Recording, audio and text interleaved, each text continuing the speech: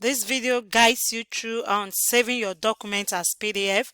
And remember, you should upload on only PDF files into Blackboard. And it's the same instruction here for Word documents and on PowerPoint. Okay, it has to be the recommendations and best practice is to have on PDF uploaded into Blackboard. And so you always go to the file. There are different ways, but this is one method. Click on File, so you can save as Adobe PDF, or click Save As, and then browse or locate where you're going to save the file. So in this case, I'm going to save it and then change to PDF. Okay, and then you save it. Just click Save. Remember, save as type. You change from Word document to PDF, and then you can put the name as well. Type, if it's your syllabus, type your course ID dash syllabus or underscore syllabus, and you save it.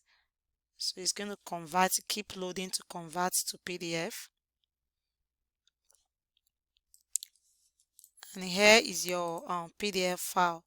The other method you can use is to locate the folder where you have the Word document. And in this case, this is Word or PowerPoint, but right click on it and convert to Adobe PDF. Okay, and that's going to load, and once it's done loading, it will eventually convert your document to PDF. Okay, so either method work. On here it wants you to save it. You can save as PDF, and it's going to keep converting it. Okay, it's loading.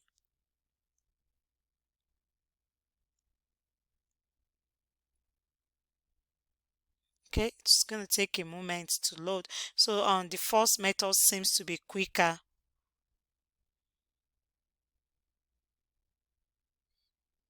Okay, still loading.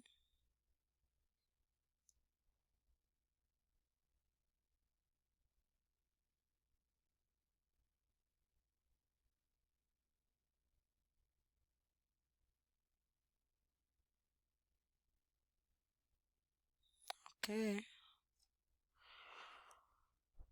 so it's the conversion is in process. Yeah, okay, we're almost done.